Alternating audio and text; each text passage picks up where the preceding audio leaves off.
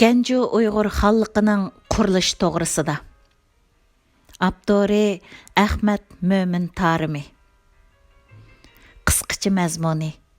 Мәзкур мақалада Урхун Уйғур халқы емірілгенден кейін Урхун Уйғурларының қандақтыр тәшкілсіз halda әр тарапқа көшмәстін, бәлки тәшкіллік halda ikki yöneliş boyunca ғәрбке və janubqa көчкәнлігі, ақырда xalqni qayta qurish umidi yo'q chiqqandan keyinla andın ularning bir qismining yangi hokimiyat Gەnjۇ Uyg'ur xalqini qurganligi muhokama qilindi. Təxminən miladi 745-yili Moğol yaylıqidagi Uyg'ur qabilalar ittifoqi kuchayib, keyingi Sharqiy Turk xalqining hokimiyatini qo'lga kirgizib, O'tөkən teg'i bag'rini markaz qilib, Orxun Uyg'ur xalqini qurdi. Orxun Uyg'ur xalqining oxirgi yillarda, ya'ni miladiya 832-yildan keyin xalq taqağanlıq huquqini talashish kurashlari keskinlashib ketdi. O'rdadagi aqso'ngaklar orasida hasadxo'rlik, mazhabvozlik, guruhvozlik yamrab ketdi. Bunun bilan 840-yilgacha bo'lgan 8 yildala arqa-arqadan 3 qag'an taxtga chiqishdek ahvol ko'rildi. Qabilalar orasida bo'linish kelib chiqdi. Tashqi jihatda Tang sulolasi, Qirg'izlar va Shadapitlar, ya'ni cho'l turklari Orxun Uyg'ur xalqiga xiris qilib, xalqning parchalanishini tezlatdi. Bo'libmi Yensay daryosi vodisidagi qirg'izlar fursatni g'animat bilib, Orxun Uyg'ur xalqiga bostirib kirish tayyorligiga tushdi. Halbuki Orxun Uyg'ur xalqining qolganlari va o'rda aqso'ngaklari g'aflat uyqusidan uyg'onmay, yanala huquq, mol-mulk, imtiyoz talashib, ichki nizoga patdi. Miladi 839-yili buyruq cho'ruq Qotqag'anning buyruq inayun ko'l bilan Sayfatekinni isyon ko'tarish g'arzida bo'lganligi uchun o'ltirayotganligiga norozi bo'lib, Shadapitlarning oqsoqili qo'y yashinga 300 tuyoq otni sovg'a qilish orqali Shadapit askarlarini ariyat elib Qotqag'anga hujum qildi. Qotqag'an mag'lub bo'lib o'zini o'ltirib oldi. Buyruq cho'ruq Qushu, ya'ni Qazar qag'anni taxtga yo'lab chiqarib, o'zi hokimiyat yurgizdi. Dal shu yili Orxun Uyg'ur xalqida vabo tarqalib, yana qattiq qor yig'ib, qo'y otlarning ko'p qismi o'lib ketdi. Hamma yerni ocharchilik qaplab, jasadlar yo'llarda do'linib ketdi. Elning beshiga ig'ir kunlar kelgan mushundaq vaqtdimi hukmronlar ichida tabriqchilik to'xtamayli qolmay, balki chekiga yetdi. 840-yili Qushu qag'an va buyruq cho'ruqqa norozi bo'lib yurgan Sang'un Kulig bog'a qirg'izlar bilan ittifoq tuzib, 100 ming kishilik qirg'iz otliq qo'shinini boshlab, poytaxt Qarabalsag'un shahriga bostirib kirib, Qushu qag'anni va buyruq cho'ruqni qatl qildi. Shaharga o't qo'yib, o'rdadagi barliq mol-mulklarni bulang-talang qildi. Natijada tabiiy ofatning, vaboning va kulik bog'a bilan qirg'izlarning qo'shilib zarbisiga uchragan Orxun Uyg'urlari ig'ir kulfatdan qutulish uchun makonlarni tashlab, qarindoshlarining yerlariga ko'chishga boshladi. Orxun daryo vodisidagi Uyg'urlarning ko'chishi haqida Koni Tangnoma Uyg'urlar tazkirasida kulik bog'i cho'ruqdan norozi bo'lib, qirg'izlarning 100 ming kishilik otliq qo'shinini boshlab kelib, hujum qilib, Uyg'urlarning shaharni vayron qildi. Qushu qag'an bilan cho'ruqni o'ltiribdi. Uyg'urlar har qaysi taraflarga teri-peran bo'lib ketdi. Uyg'urlarning buyruqi Saji, ya'ni Sapchi, qag'anning jiyani Pantekin, yoki Мәңліктекен va Innisnaru yoki Nifin qatarlıq 5 akuka 15 qabilini boshlab g'arbga, qarluqlar tarafga mangdi. Bir qismi Tibetlar yeriga, yana bir qismi Anshiga, ya'ni hozirgi Kucha, Qarshar atrofiga ketdi. Qağan ordisining yaqin atrofidagi 13 qabila Ufktekinni qag'on qilib tiklab, janubga ko'chib kelib, Xanzulaga beqindi deb xotirlangan bo'lsa, yangi tangnoma Uyg'urlar tazkirisida Külük bağa Qırğızlar bilan til biriktirib, ularning 100 ming kishilik otliq qo'shinini boshlab kelib, Uyg'urlarning shahriga hujum qildi. Qag'on va Churuq o'ltirildi. Qavmlari teri-peran bo'lib ketdi. Vazir Saji va Мәңліктекен, ya'ni Pantekin 15 qabilani boshlab Qarluqlar tarafga ketdi. Bir tarmiqi Tibetlar yeriga, yana bir tarmiqi Anshiga, ya'ni hozirgi Kucha, Qarshar atrofiga ketdi. Qag'on ordisining atrofidagi 13 qabila Ufktekinni qag'on qilib tiklab, janubga kelib o'rinlashdi deb xotirlangan. Elni idora qilishga foydaliq umumiy o'rnaklarning 264-jildida bo'lsa, ularning vaziri Pantekin qatorliqlar 15 qabila bilan Qarluqlar tarafga mangdi. Bir qismi Tibetlar yeriga, bir qismi Anshiga, ya'ni hozirgi Kuchar, Qarshar atrofiga kirdi deyilgan. Buningdan qaraganda Orxun Uyg'ur xonligi yemirilgandan keyin Orxun daryo vodisidagi Uyg'urlar cho'ng jihatdan 3 tarmoqqa bo'linib, g'arbga va janubga ko'chgan. Eskartib o'tish lozimki, Orxun Uyg'ur xonligining poytaxti bo'lgan Qara Balg'asunning Qirg'izlar tarafidan vayron qilib etilishi, Qag'onning o'ltirilishi, Orxun daryo vodisidagi Uyg'ur qabilalarining atrofdagi joylarga ko'chib ketishi qandaqdir Uyg'ur hokimiyatining butunlay yo'qolganligidan derak bermaydi. Chunki ko'chman xalqlarning davlat tashkilotlari o'zidan kuchliroq dushmanning hujumiga yo'liqqanda albatta cho'ng chiqimlarga uchraydi.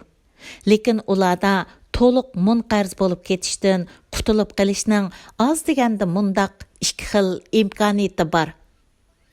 Biri dushman shu chog'ning o'zida yetib borolmaydigan yiroq rayonlarga, ya'ni tashkillik yoki tartibsiz holda tezlikda ko'chib ketish. Ikkinchisi, imkoniyat bo'lsa, besib kelguchiga qo'shilib ketib, uning shuningdan keyingi bo'langchilik urushiga ishtirok qilish. Gerçi Qırgızlar Uyg'urlarning ustiga tuyuqsiz bostirib kelgan bo'lsa-mu, Uyg'urlarning hukmron sinfini butunlay yo'qotolmagan yoki bo'ysundira olmagan. Qag'onning og'a-inillari, farzandlari, amaldorlari, esilzoda oqso'ngaklarining ko'pchiligi yanada o'z qavmlarini kontrol qilib turgan. Orxun Uyg'urlarning bu qitimqi ko'chishi qandaqdir bir butun Uyg'urlarning ko'chishi bo'lmasdan, balki Uyg'urlarning sharqi bo'lganinglar Orxun Uyg'ur xonliqining ayni vaqtdagi markaziy rayoni bo'lib kelayotgan Mo'ng'ul yayliqidan, ya'ni shu Orxun Uyg'ur xonliqining tavallikida bo'lgan o'z qarindoshlari burundan yashab kelayotgan Xeshi koridori va Jungar Tarim rayonlariga yetkilishi edi. Shundaqdimi bu yerda ularning bir gavda bo'lib, bir yo'nalish bo'yicha ko'chmay, ikki bo'lakka bo'linib, ikki yo'nalish bo'yicha ko'chishi to'limi diqqatni tortadi. Tövanda bu haqda to'xtalamiz. Janubga ko'chganlar 840-yili Orxun Uyg'ur xonligining poytaxti Qara Balasag'unning yaqin atrofidagi 13 qabila Qushu, ya'ni Qazar Qag'onning inisi Ufktekinning boshchiligida janubga mengib, milodiya 841-yili Ufktekinni qag'on qilib tiklagan. U amaliyotda har qaysi taraflarga chechilib ketgan Uyg'urlarning qag'oni edi. Bu yerda nima uchun Ufka qag'on va uning odamlari chiqish yo'li bo'lmagan vaziyatni ko'rib turib, boshqa bir rayonga, Мәсәлән, Шәрққа yoki Ғәрбтәге Xişi rayoniga va yoki uningdanmı yiroqroq joylarga tashkillik holda ko'chib ketishga o'rinib ko'rmagandi degan savol tug'iladi. Umuman vaziyat mundaq ko'chishga qulaylik bo'lmagan bo'lsa kerak. Birinchidan, Sharqqa yuradigan yo'l Qitallar tarafidan bo'g'ib qo'yilgan bo'lib, Qitallar egilagan yerlari shu chaqlarda sattichinga taqalayli deb qolgan edi. Orxun Uyg'ur xonligi mavjud bo'lib turgan vaqtlarda Qitallarning bir qismi Uyg'urlarga itoat qilib turganda shakllanib qolgan o'zaro dushmanlik munosabatini nazarda tutganda sharq tarafga yurish mumkin emas edi. Ikkinchidan, g'arb tarafdagi Gansu, ya'ni Xişi rayoni shu chaqlarda yanada tibatliklarning qo'lida edi.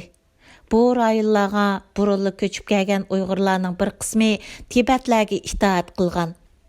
Bir qismi mustaqil turaverib, tibatlarning territoriyasining eng unumsiz cho'l va yerim cho'l yerlarga ko'chib yurgan edi. Шуңа ufqa qag'anға әгәшкүчі Uyg'urlar Sattichin rayonida qilib, ancha-muncha kuchlanib olgandan keyin yana shimolga qaytib ketimizg'u degan umidda bo'lgan bo'lsa kerak. Ufqa qag'anға әгәшкән Uyg'urlar Tang sulolasi bilan bo'lgan burunqi do'stlik munosabatini ko'zda tutib, ulardan at, yipak sodasida qarz qolgan mallarni elish orqali hollanib olishni ham askar ariyat elib, saltanatni qayta tiklashni ko'zlab, Tang sulolasining Jinwu Tiandi chegara rayoniga borgan bo'lsa-mu, uzoq o'tmay Tang sulolasi va qirg'izlarning zarbisi ostida pitirab ketgan.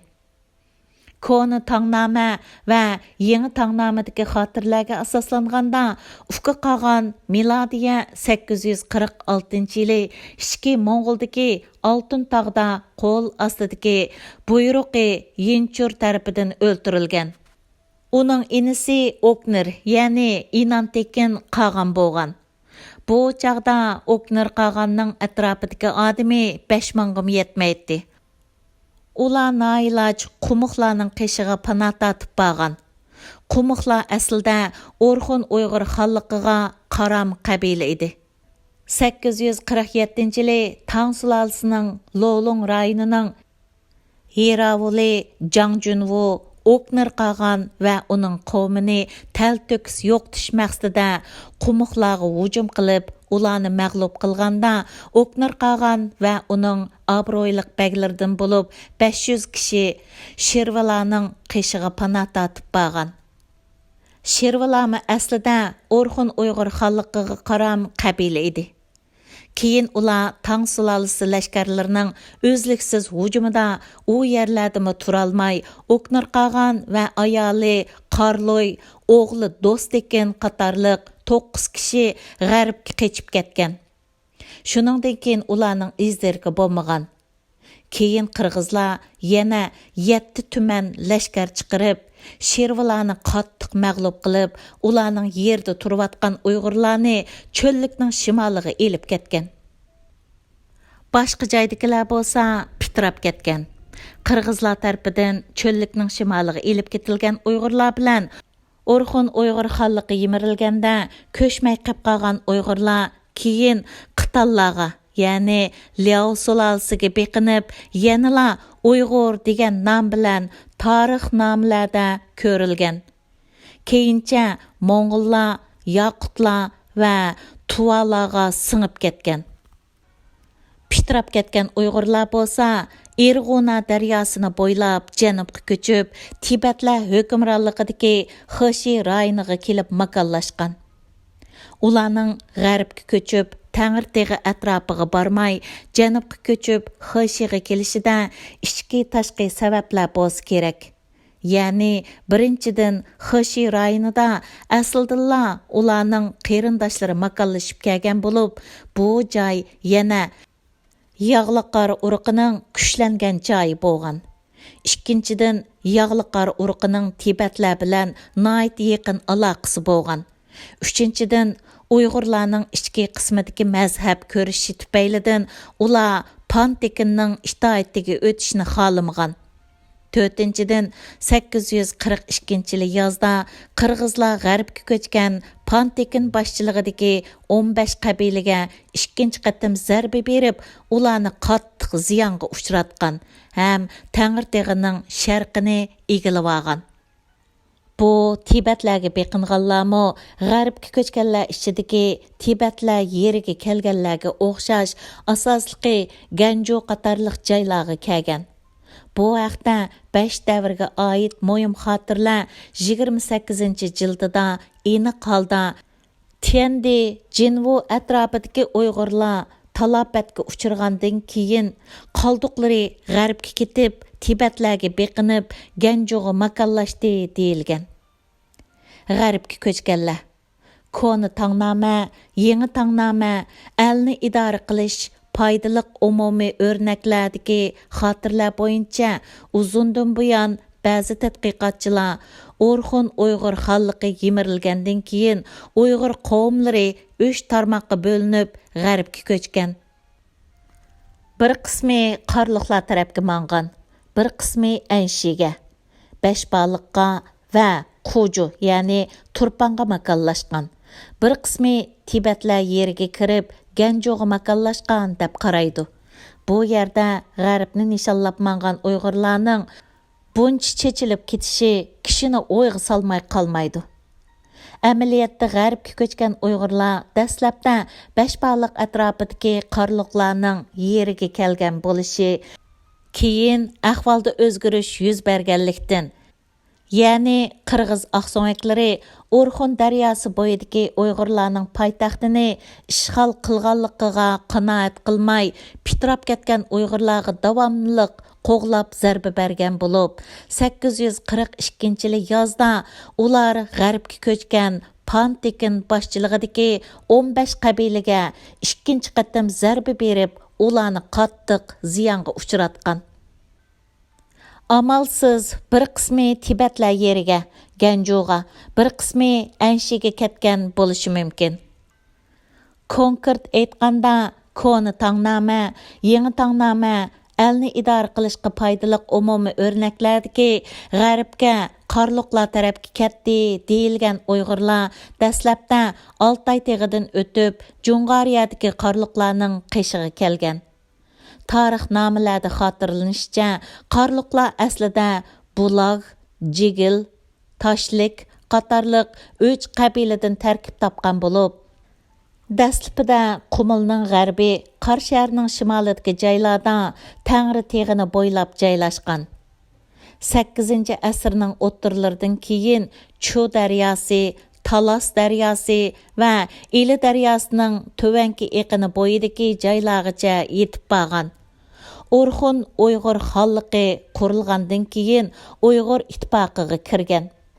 Ammo 746-yildan keyin Uyg'urlar bilan ziddiyatlashib qolgan. Shuningdan keyin bir mezgil Tibetlar, Shadapit turklari va Qirg'izlar bilan ittifoq tuzib, Orxun Uyg'ur xanliqidan bo'linib chiqishga uringan. Keyin qutliq qolgan va kulik belgi qolgan davrda Uyg'urlar Bishbaliq, ya'ni Jimsar atrofi, Anshi, ya'ni Kucha, Qarshahar atrofi va Balasag'un qatorliq joylarga qo'shin turg'izib, amaldor avatib idora qilgan. Natijada qarliqlar Orxun Uyg'ur xanliqining itoatiga o'tgan. Demak, g'arbga qarliqlar tarafga ketgan Uyg'urlar amaliyotda Orxun Uyg'urligining kontrolligida bo'lib kelayotgan Jungariyadagi qarliqlarning yeniga kelgan.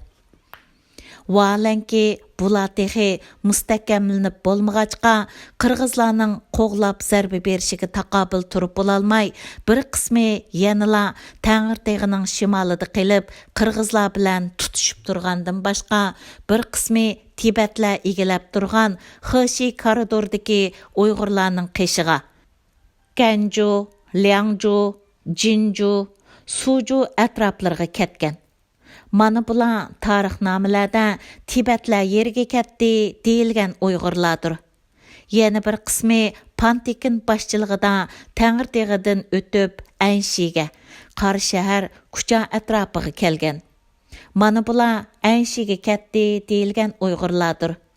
Yana bir qismi bo'lsa, Yettisu, Suyab daryosi va Pamir atrofiga kelib makonlashgan.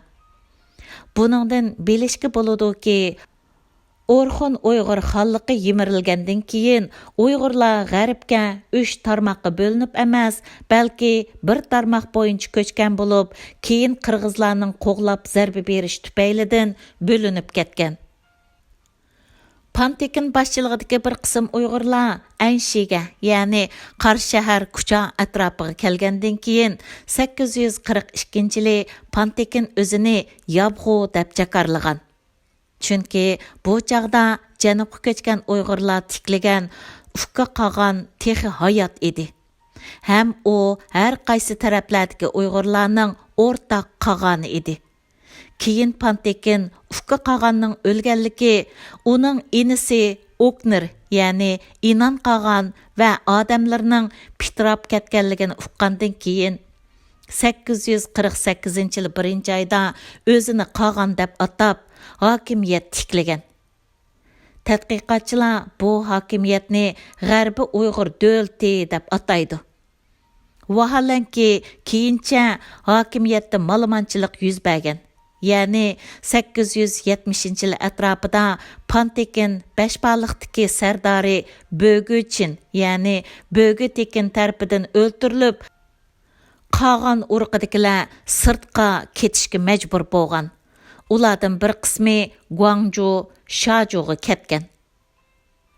Yuqorqilardan qaraganda Orxun Uyg'ur xonligi yemirilgandan keyin Xişi rayoniga kelgan Uyg'urlar bir necha turkum bo'lib, ya'ni bular asosan 3 turkumga bo'linib, birinchi turkumdagisi g'arbga ko'chgan, 15 qabiladan Tibetlar yeriga ketganlar.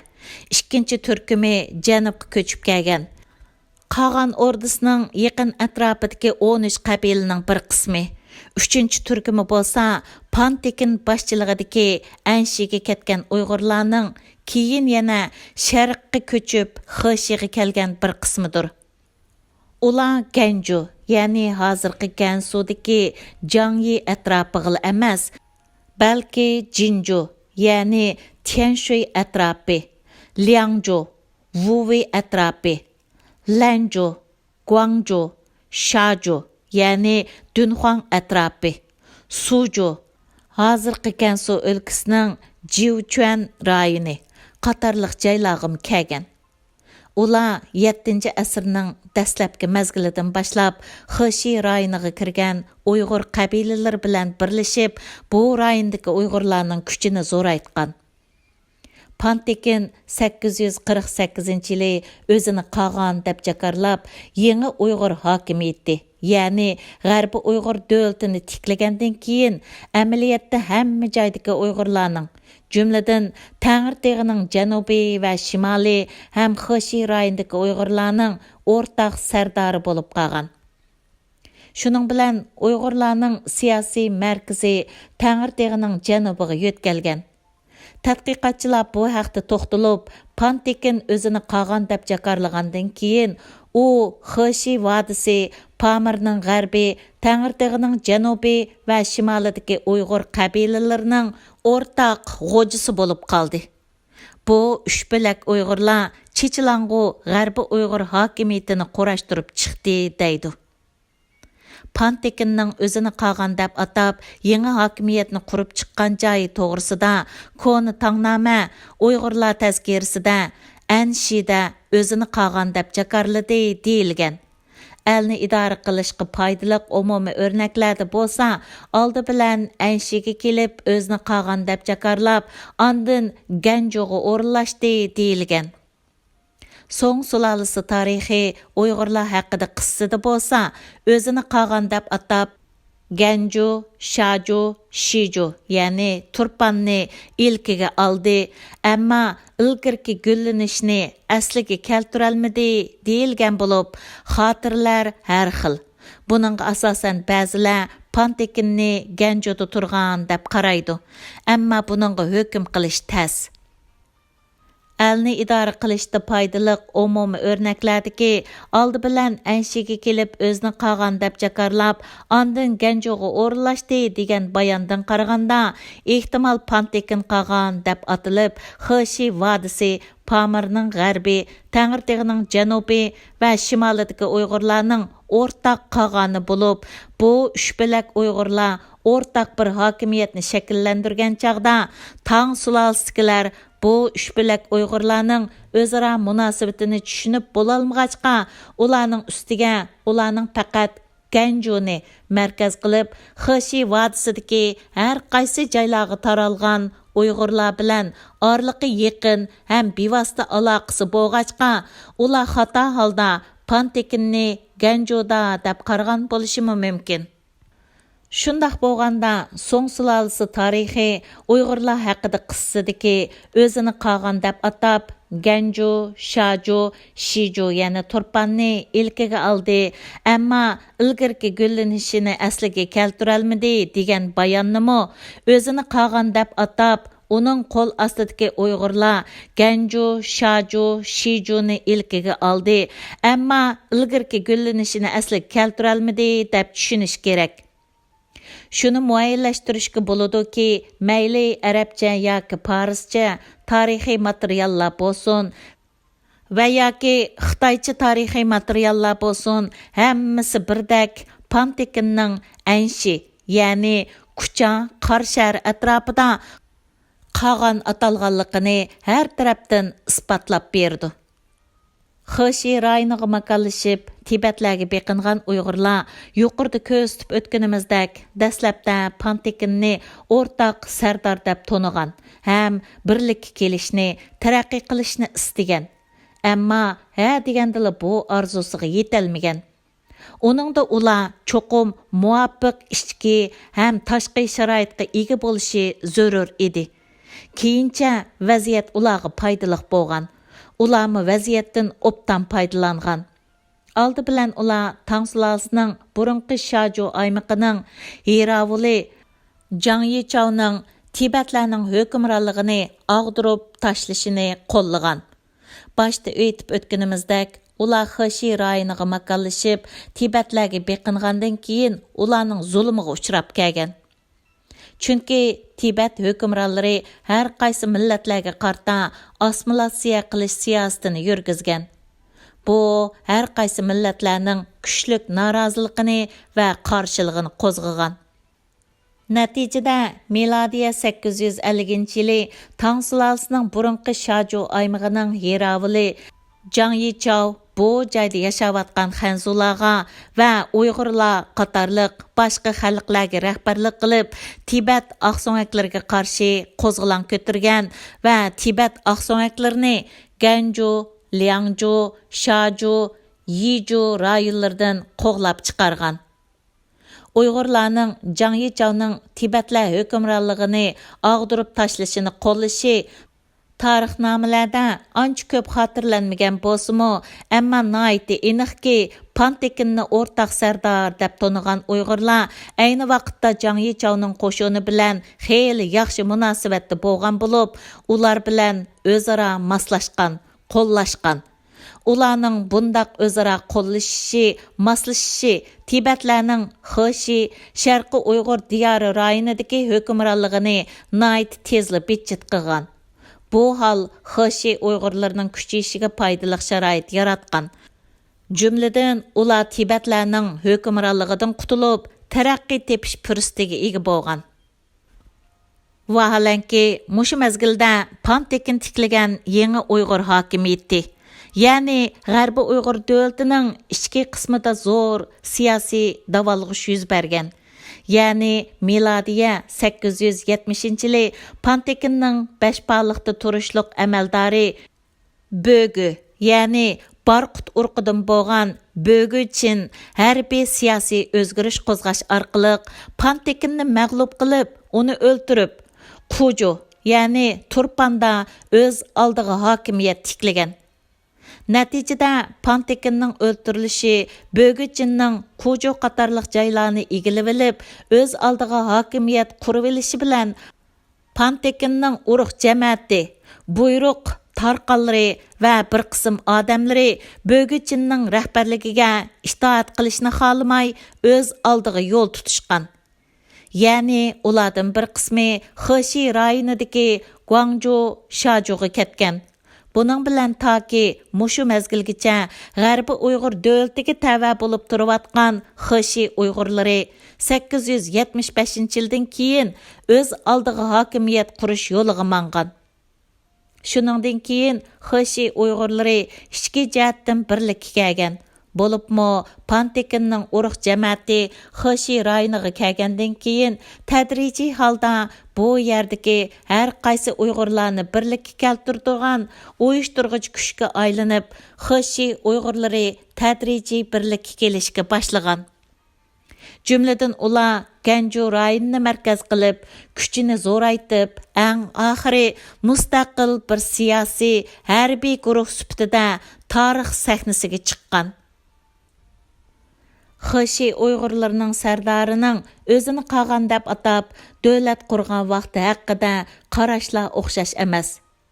Yig'inchoqlaganda 847-yildan 859-yillari 857-yili taxminan 867-yildan 870-yillari 872-yili 880-yilning oldi kayni 884-yildan ilgari 884-yildan 887-yillari 890-yildan 891-yildan keyin 895-yildan 899-yillari 895-yildan ilgari 10-asrning 5-i taxminan 924-yili davlat qurgan degan bir qancha xil qarash mavjud.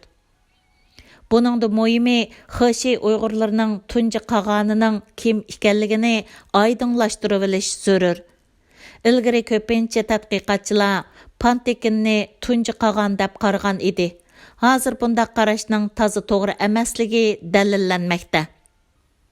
Dunhuang vasiqalariga asoslanganda 875-yildan 885-yillarda hukm surgan belgi qag'an tunji qag'an bo'lib, uning o'rdisi گەنجۇ shahri atrofida Yan-Erg'una daryosi bo'yida bo'lgan.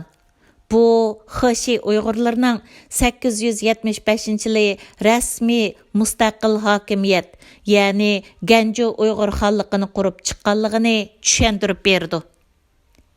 Ondaqda Xeshi Uyg'urlari hokimiyat qurgandan keyin ularning qag'ani Uyg'urlarning qaysi tarmoqidan kelib chiqqan? Başta aytib o'tganimizdek 870-yili atrofida Pantekinning urug' jamoati Xeshi rayoniga kelgandan keyin tadrijiy holda har qaysi Uyg'urlarni birlikka keltiradigan uyushtirg'ich kuchga aylangan bo'lib, uning varisi qag'anliq taxtining qonunliq egisi hisoblanadi. Tadqiqotlarga asoslanganda گەنجۇ Uyg'ur qag'ani bilan keyingi Qo'ju Uyg'urlarining ediqoti o'xshash bir urug'dan kelib chiqqan bo'lib, ehtimol hammasilar Pantekinning avlodi bo'lishi mumkin. گەنجۇ Uyg'ur xonligi qurilgandan keyin Uyg'urlarning Erg'una daryo vodisidan Xeshi koridorining markaziy rayonlariga kengayishi taxminan 10 yildan ortiq vaqtda ondan amalga oshgan.